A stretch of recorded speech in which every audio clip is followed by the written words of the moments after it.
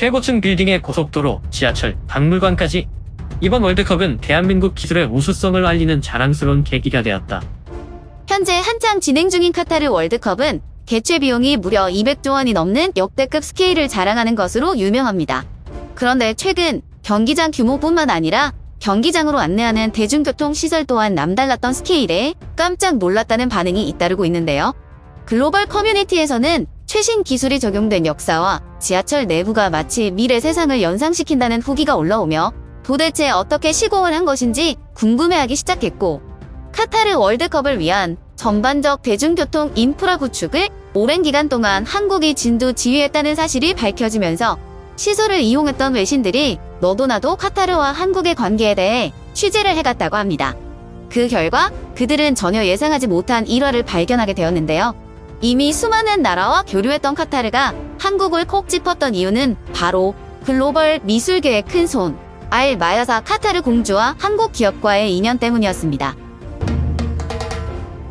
카타르는 타 중동 국가들에 비해 석유 개발을 늦게 시작하여 경제적 성장이 뒤처진 작은 나라였습니다. 때문에 일찍이 유전 사업을 시작하여 덩치가 컸던 주변 국가들이 내놓으라 할 빌딩들을 세우며 기세를 뽐내는 동안 카타르는 이렇다 할 내세울 거리가 없었죠.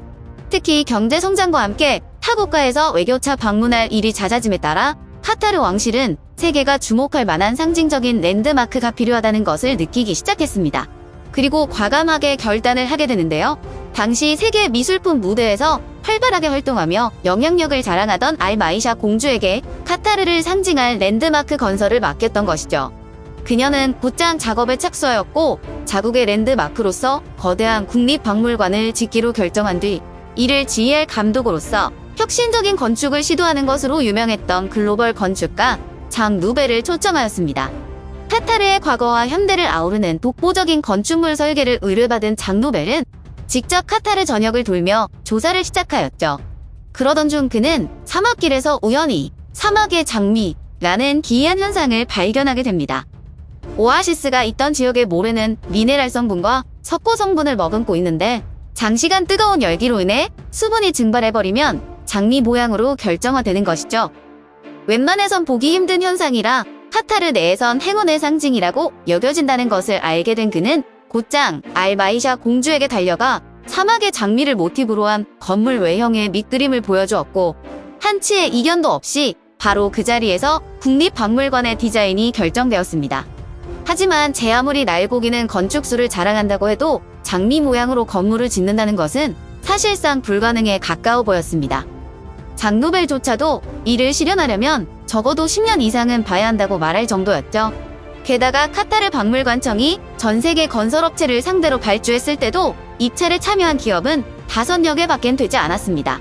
그럼에도 불구하고 완성된다면 세계적인 작품이 될 것이라는 것을 그는 확신했죠. 그리고 마침내 그의 확신을 실현시켜줄 기업이 선정되는데 바로 중동 국가 건설 프로젝트의 경험이 풍부하였던 대한민국의 현대건설이었습니다. 현대건설은 이미 카타르 내에서도 굵직굵직한 작업을 성공적으로 수행해왔던 터라 그만큼 카타르 현지 상황에 대해 잘 알고 있다는 점이 작용했던 것이죠. 그러나 이번 공사는 이제껏 경험해보지 못했던 고난이도였습니다. 겹친 꽃잎들을 구현해야 했기 때문에 건물 전체가 직선 없이 휘어진 곡선형이어야 했는데요.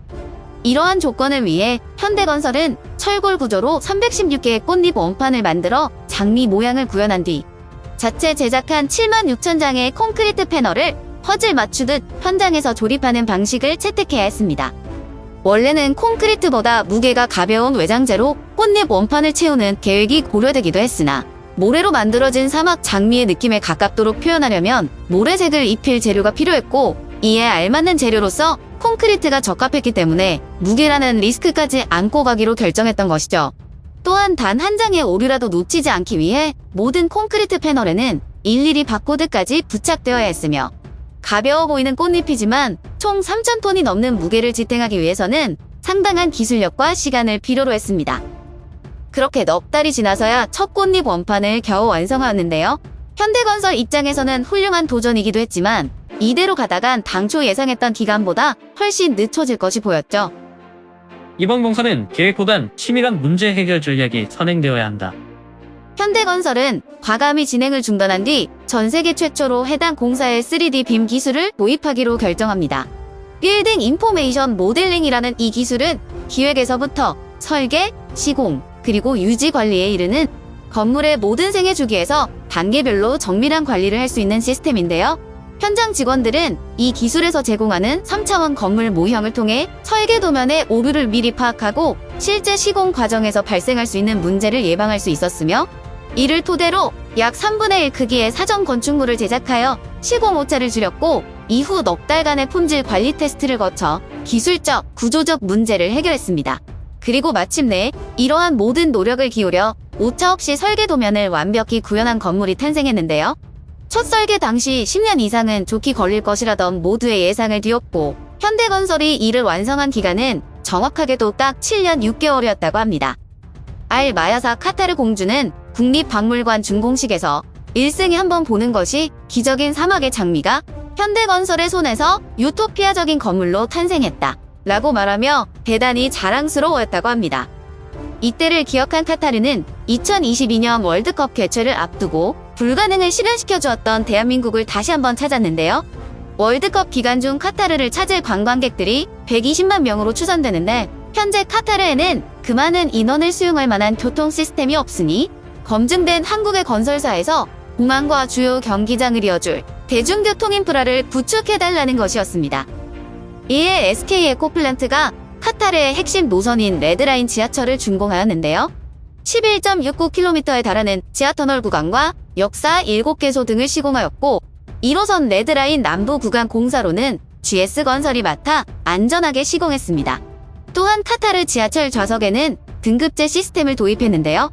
16석으로 되어 있는 1등석을 이용했던 관광객들은 마치 비행기의 퍼스트 클래스를 방불케 하며 가장 앞자리에 앉으면 조종사 시점을 체험할 수도 있다는 후기를 올리기도 하였습니다.